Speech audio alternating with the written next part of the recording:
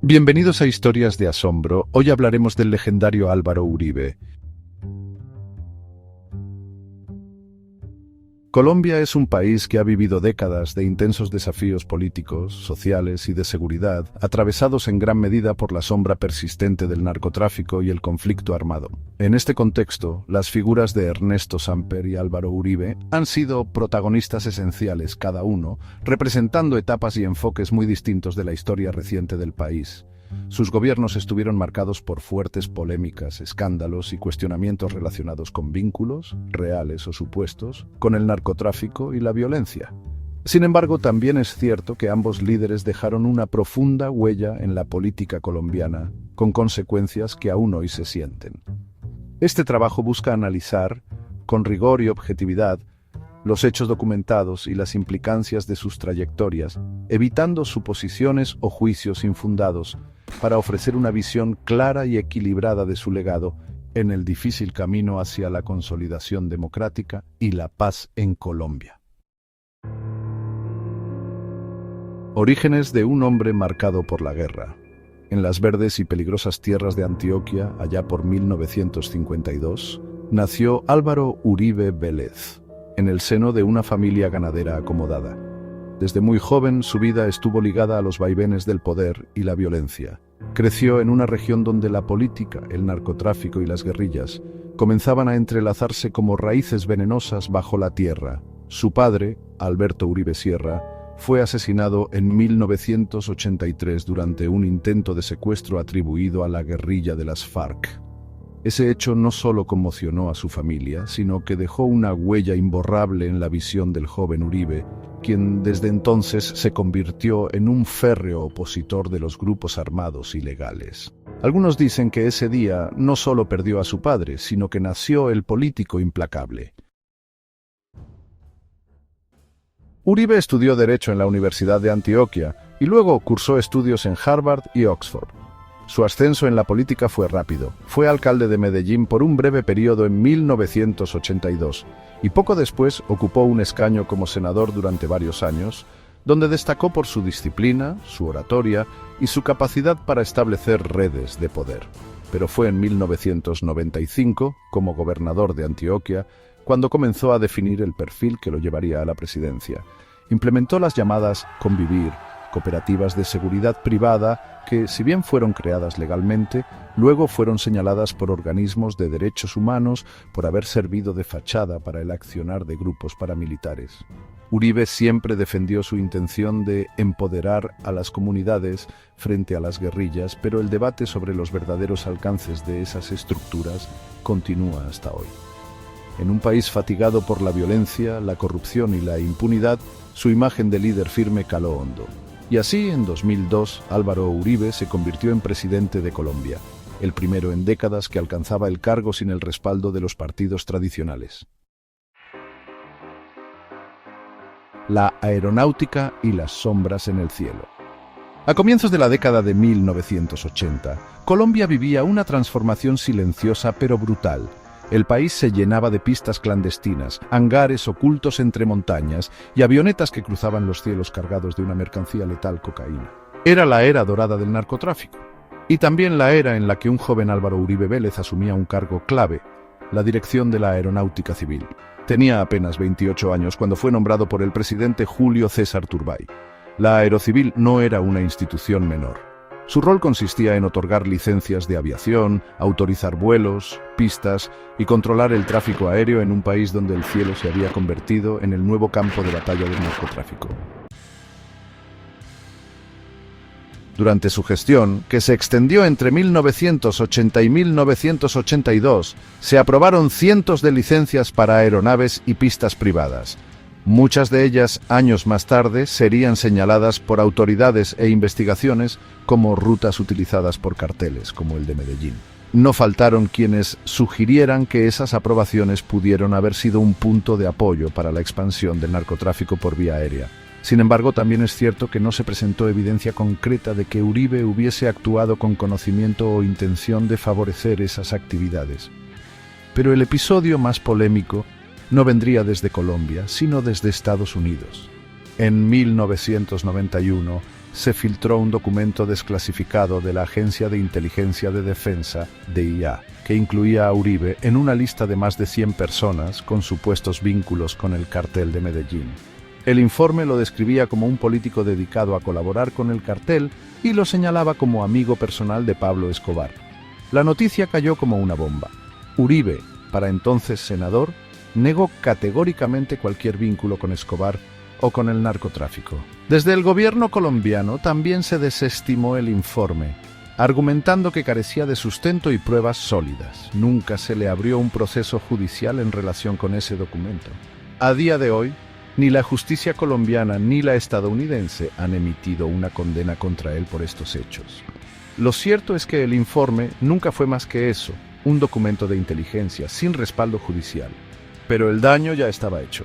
Desde entonces, esa mención ha sido usada por detractores como prueba simbólica y por defensores como un caso de difamación sin pruebas.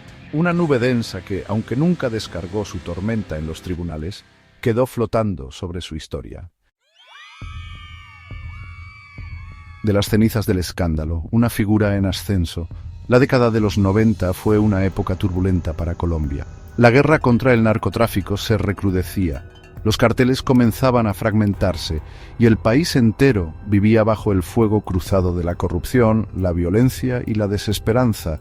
Pero también fue el tiempo en que una figura política, casi en silencio, comenzaba a consolidar un poder que transformaría la historia reciente del país: Álvaro Uribe Vélez. Después de su paso por la aeronáutica civil, Uribe se había mantenido activo en la política. Fue alcalde de Medellín durante un breve periodo en 1982, concejal y luego gobernador de Antioquia entre 1995 y 1997. En este último cargo, comenzaría a dejar una huella particular. Antioquia, una de las regiones más golpeadas por la guerrilla y el narcotráfico, era un hervidero de tensiones. Y Uribe propuso algo que para muchos era inusual: devolverle el control del territorio al Estado, con la participación activa de los ciudadanos armados. Bajo su administración se promovieron los llamados Convivir, grupos de seguridad legalmente autorizados por el gobierno para colaborar con las Fuerzas Armadas en la vigilancia y defensa de zonas rurales. La idea era sencilla: campesinos y vecinos organizados para protegerse frente a los embates de las guerrillas. Pero la implementación se desvió. Muchas de estas Convivir fueron infiltradas por paramilitares. Algunas terminaron actuando fuera del marco legal y se documentaron casos donde sus integrantes cometieron graves violaciones a los derechos humanos. Uribe defendió el programa argumentando que la intención original había sido válida, pero reconoció que hubo casos donde el Estado perdió el control. Años después, varios analistas y organizaciones señalarían que las Convivir se convirtieron en un punto de apoyo para la expansión del paramilitarismo en Colombia. Sin embargo, en ese momento, su imagen en Antioquia se fortalecía. Para muchos ciudadanos cansados de la violencia, Uribe era un hombre de acción, alguien que no tenía miedo de enfrentarse a los grupos armados ilegales. Mientras tanto, su figura nacional crecía. Fue elegido senador en varias ocasiones y comenzó a perfilarse como una alternativa a los partidos tradicionales. En un país donde la política había sido dominada por el bipartidismo liberal-conservador, Uribe apareció como un independiente dispuesto a romper con las estructuras existentes. En el año 2002, Colombia estaba sumida en una crisis de seguridad profunda. Las FARC ocupaban territorios extensos, el proceso de paz con el gobierno anterior había fracasado y el miedo se respiraba en cada rincón del país. Fue entonces cuando Álvaro Uribe se presentó como candidato presidencial con una promesa simple, directa y poderosa: mano firme contra la violencia.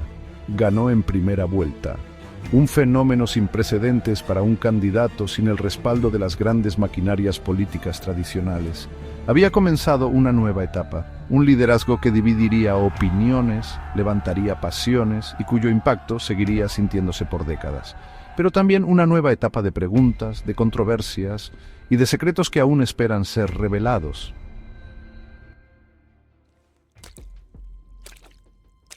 En 2002, Álvaro Uribe asumió la presidencia de Colombia en medio de una de las etapas más críticas de su historia reciente. El país estaba desgarrado por el conflicto armado, las FARC ocupaban vastos territorios, los secuestros eran parte del día a día y la confianza en el Estado estaba rota. Uribe llegó al poder con una bandera clara: restaurar el orden a cualquier costo. Nació entonces lo que él llamó la seguridad democrática, una política de Estado basada en la ofensiva militar permanente contra los grupos armados ilegales, el fortalecimiento de la fuerza pública y la presencia institucional en regiones históricamente abandonadas. La consigna era simple, pero contundente: recuperar el control del territorio nacional. Durante su primer mandato, de 2002 a 2006, las cifras oficiales mostraron una reducción significativa de los secuestros, los homicidios y los ataques armados. Carreteras que antes estaban dominadas por la guerrilla fueron transitables nuevamente, y muchos colombianos, por primera vez en años, sintieron que el Estado estaba de regreso. Pero esa ofensiva tuvo un costo. Las denuncias por violaciones a los derechos humanos comenzaron a crecer. Uno de los episodios más oscuros de su gobierno fue el escándalo de los llamados falsos positivos, ejecuciones extrajudiciales cometidas por miembros del ejército que presentaban civiles inocentes como guerrilleros muertos en combate para obtener recompensas y beneficios. La mayoría de estos casos salieron a la luz durante su segundo mandato, pero los hechos habían comenzado antes. Las investigaciones judiciales han documentado cientos de víctimas. Uribe condenó estos hechos públicamente, pero sectores críticos le reprocharon haber promovido una lógica de resultados bélicos que pudo incentivar esas prácticas. Los defensores del expresidente, en cambio, argumentaron que se trató de crímenes cometidos por mandos medios o bajos del ejército sin conocimiento ni autorización del Ejecutivo. En paralelo, su gobierno inició el controvertido proceso de desmovilización de las Autodefensas Unidas de Colombia, el principal bloque paramilitar del país. Más de 30.000 hombres entregaron sus armas en un proceso que buscaba la paz, pero que fue señalado por su falta de transparencia, impunidad y reciclaje de estructuras criminales. Muchos exjefes paramilitares, antes de ser extraditados, declararon ante la justicia sobre supuestos vínculos entre sus organizaciones y figuras de la política nacional.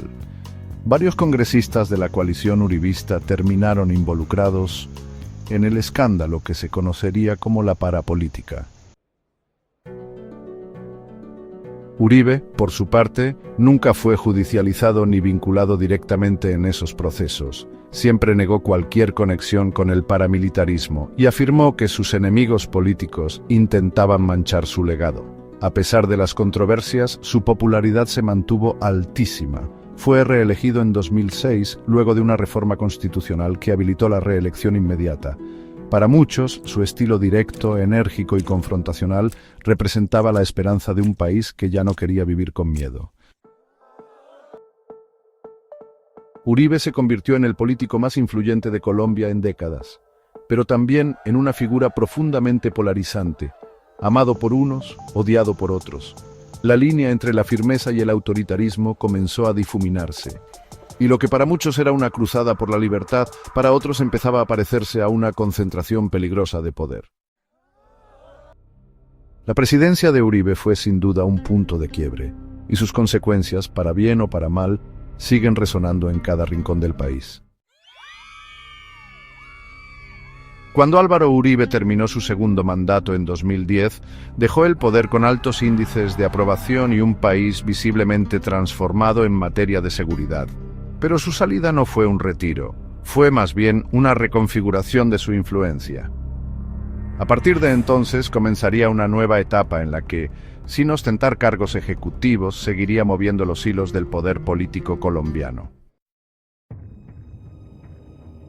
En las elecciones de 2010, su ministro de Defensa, Juan Manuel Santos, fue elegido presidente.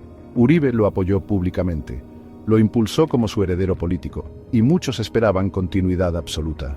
Pero apenas iniciado el nuevo gobierno, comenzaron las divergencias. Santos adoptó un tono más conciliador. Se acercó a sectores críticos del uribismo y, lo más sorpresivo, abrió un proceso de paz con las FARC. Para Uribe, aquello fue visto como una traición. Desde ese momento se convirtió en el principal opositor del proceso, acusando a Santos de claudicar ante el terrorismo. Fue así como fundó el Centro Democrático, un partido político creado a su imagen y semejanza con el objetivo de recuperar el rumbo del país. En las elecciones de 2014 lanzó como candidato a Óscar Iván Zuluaga y en 2018 impulsó a Iván Duque, quien finalmente se convirtió en presidente. Uribe era ya un expresidente senador, algo inédito. Desde su curul en el Congreso continuó interviniendo en los grandes debates nacionales, respaldado por una base de seguidores fieles y combativos. Su figura seguía marcando la agenda pública, ya no solo como exmandatario, sino como jefe político de buena parte del Congreso. Pero los años trajeron consigo más sombras. En 2018, Uribe fue llamado a declarar por la Corte Suprema de Justicia en un caso que se tornó emblemático, una investigación por presunta manipulación de testigos. El expresidente negó todas las acusaciones y aseguró que era víctima de una persecución judicial por parte de sectores que buscaban vengarse de su lucha contra el narcotráfico y las guerrillas. Sin embargo, el proceso avanzó. En 2020, en una decisión sin precedentes, la Corte ordenó su detención domiciliaria. Fue la primera vez que un expresidente colombiano enfrentaba esa medida. La noticia dividió aún más a la sociedad. Para sus detractores era un acto de justicia largamente esperado. Para sus seguidores, una afrenta contra un hombre que había salvado al país del colapso. Poco después, Uribe renunció a su escaño en el Senado, lo que trasladó su caso de la Corte Suprema a la Fiscalía. Desde entonces, el proceso ha seguido entre recursos, controversias jurídicas y una constante atención mediática. Al día de hoy, no ha sido condenado por ningún delito, pero el caso sigue abierto y en investigación. A lo largo de su carrera, también se han publicado informes y documentos internacionales que han examinado su pasado. Uno de los más citados es un informe desclasificado de la Agencia de Defensa estadounidense de 1991, en el que su nombre aparecía en una lista de personas con supuestos vínculos con el narcotráfico. No obstante, jamás ha habido una acusación formal ni una prueba concluyente en su contra por ese tema, y él lo ha negado categóricamente. Lo que sí es claro es que Álvaro Uribe ha sido una figura central en la historia reciente de Colombia. Su legado es complejo, una mezcla de logros en seguridad, escándalos judiciales, lealtades inquebrantables y odios profundos. Hoy, a más de una década de haber dejado la presidencia, su sombra aún se proyecta sobre la política nacional. Para algunos, es el líder que cambió el destino de un país asediado. Para otros, un símbolo del autoritarismo y de alianzas oscuras que jamás se aclararon del todo. Al mirar la historia política reciente de Colombia, resulta imposible pasar por alto las figuras de Ernesto Samper y Álvaro Uribe, dos expresidentes que, en contextos muy distintos, marcaron profundamente el rumbo del país. Su legado es un entramado complejo, lleno de luces y sombras, éxitos y cuestionamientos. Samper enfrentó un escándalo de proporciones nacionales e internacionales que puso en entredicho la pureza de la democracia colombiana. La financiación de su campaña presidencial con dinero del narcotráfico, documentada en el proceso 8000, dejó una herida abierta que todavía se discute en foros académicos y políticos. Aunque fue absuelto legalmente, el daño a la institucionalidad y a la imagen del país fue incuestionable.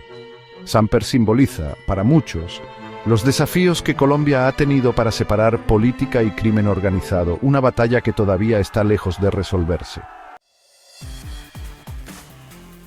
Por otro lado, Uribe representa un capítulo diferente, un líder que encarnó la firmeza y la mano dura frente a la violencia, pero también quien despertó polémicas que hasta hoy dividen al país. Su gobierno llevó a Colombia a una mejora significativa en seguridad, pero lo hizo en un ambiente de confrontación, denuncias de excesos y sospechas sobre vínculos indirectos con sectores oscuros. Ambos expresidentes ilustran las paradojas de Colombia, la fragilidad institucional frente al poder del narcotráfico, la esperanza y el miedo, la lucha constante entre la justicia y la impunidad. No son figuras maniqueas, sus historias invitan a una mirada crítica que reconozca sus aciertos sin ignorar sus errores. Lo más importante es que estas narrativas no sean solo relatos de personajes, sino lecciones vivas para las futuras generaciones.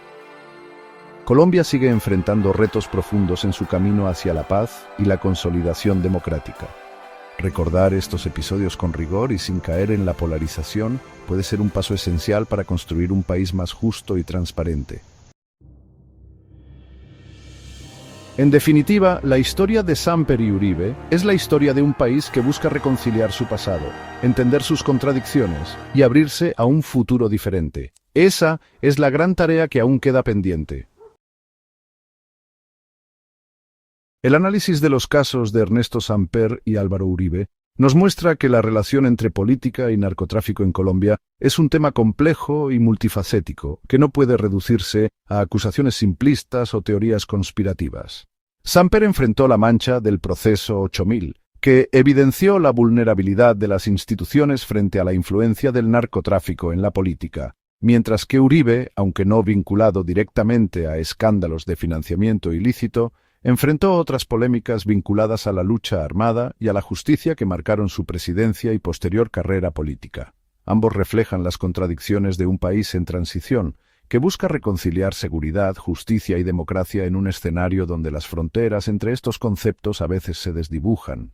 Entender su legado con honestidad intelectual es fundamental para aprender de la historia, evitar repetir errores y avanzar hacia un futuro donde la transparencia y la justicia sean pilares inquebrantables de la vida política colombiana. Hasta aquí nuestra historia de hoy pedida por muchos de ustedes. Este documental no tiene la fuerza ni el tono que nosotros quisiéramos expresar, pero siempre hay que basarse en hechos concretos. Gracias por estar y no olviden suscribirse.